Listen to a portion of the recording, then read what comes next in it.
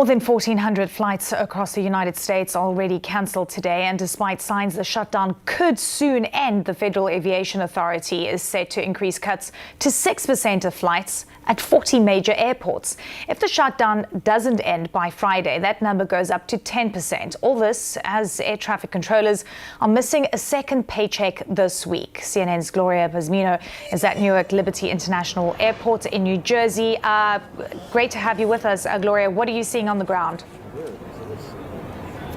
Well, Eleni, we've talked to some travelers here today who have come prepared. They know that the prospect for cancellations is a possibility. So some of them are showing up to the airport early, and they're also coming prepared. Many of them told us that they had actually rearranged their travel plans, knowing that travel cancellations are likely to get worse later in the week. Now, even as the end of the government shutdown appears to be near after the vote that took place on Monday night, this is still going to continue because there is a mandatory emergency order by the FAA to scale down flights across 40 major U.S. airports. Now, that scaling down is beginning at a 6% today, and that's going to grow as the week goes on, eventually to 10% on Friday. So I spoke to some people who told me that because of that, they actually moved their plans up so that they could get out to where they are going on time. Take a listen to some of the travelers who spoke here today.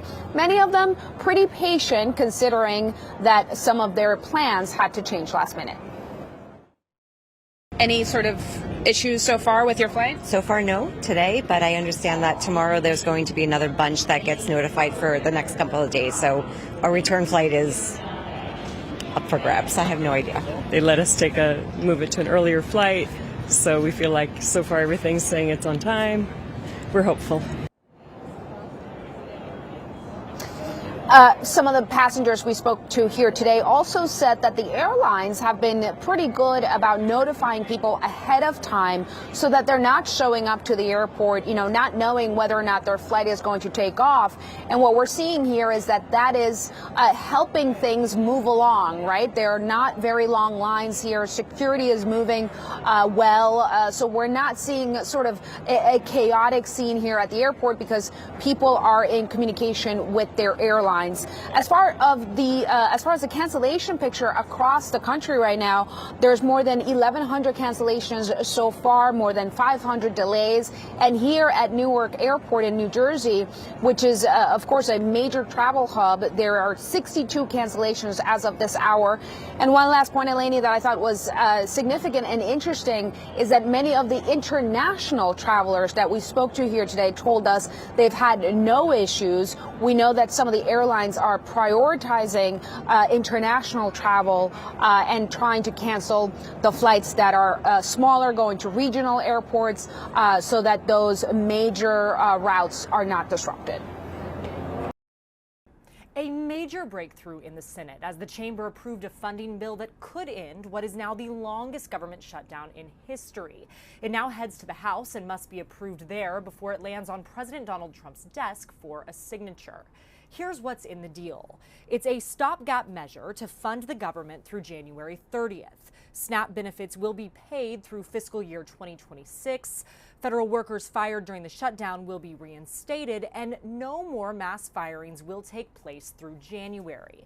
Ahead of the Senate's vote, Trump said he supported the plan. Based on everything I'm hearing, they haven't changed anything, and we have support from enough Democrats, and we're going to be opening up our country. It's too bad it was closed, but we'll be opening up our country very quickly. I'll abide by the deal. The deal is very good. Now, the deal does not do what Democrats have repeatedly pushed for throughout this process: extend the enhanced Obamacare subsidies set to expire at the end of the year. It does promise a future Senate vote on it, but the House has not committed to taking it up. The shutdown continues to be politically painful for members of both parties. Republicans have repeatedly shouldered the blame for the lapse in funding in recent polling, and this deal, struck by Democratic centrists in the Senate, has ignited a fight within the party about its strategy going forward. At the White House, I'm Julia Benbrook. Peanut butter. They love their peanut butter. At this Los Angeles food bank, they've seen a surge in people coming for free food since the government shutdown began on October 1st. They just don't have the money, and they need it. They need to feed their kids. Roughly 42 million Americans receive food stamps to help pay for groceries through the Supplemental Nutrition Assistance Program known as SNAP. But because of the shutdown, many November payments were not sent. It's just not easy at all. Even when the government opens back up, it's unclear when SNAP recipients like Chantil Manuel will get their benefits. The Department of Agriculture has to send the funds to each state, and the states then have to process it. Furloughed workers may also feel the financial burden for a while. More than 1 million federal employees have gone without pay during the shutdown. Personal finance columnist Jean Chatzky says those workers should contact their mortgage or car lenders if they're worried about missing payments. Many of these places have skip-a-pay programs or other forms of relief where they'll actually work with you. And air travel could still be impacted even after the shutdown ends. The FAA has had to gradually reduce air traffic because airports and air traffic controls across the country don't have enough staff to operate. It's caused mass flight delays and cancellations. But even before the shutdown began, there was a shortage of air traffic controllers. I used to have about 4 controllers retire a day before the shutdown. I'm now up to 15 to 20 a day are retiring. Transportation Secretary Sean Duffy warns passengers may still see delays and cancellations even after the government opens back up. For Consumer Watch, I'm Jen Sullivan. Until a deal to end the federal government shutdown is inked, airlines must continue to follow the FAA's emergency order to incrementally reduce flight capacity at 40 major U.S. airports, rising to 10% by Friday. We were scared that it was going to delay like a whole day or more, but luckily it was only an hour. But hopefully this doesn't delay it more. Tuesday, the flight cuts rose from 4 to 6%, but Transportation Secretary Sean Duffy says that percentage is actually higher. The issue here is you saw more delays over the weekend than 4%. And we thought it's better to manage a reduction in flights, to systematically do it, to plan for it, than to let chaos ensue. Secretary Duffy visited Central Wisconsin Airport on day 42 of a record-long government shutdown, speaking to air traffic controllers who have missed 2 paychecks. We have some controllers who are put in a very difficult position. He warned that even when the government shutdown ends, air travel won't resume to full capacity immediately. I'm concerned that we're not going to have on day one controllers come back into the towers right away. There have been at least 638 reports of short staffing since the government shutdown began on October 1st. That's more than 6 times as many as were reported on the same dates last year. We had a 6-hour delay in Houston, and the weather was perfect. It's because the air traffic controllers aren't getting paid. I'm Maribel Gonzalez reporting.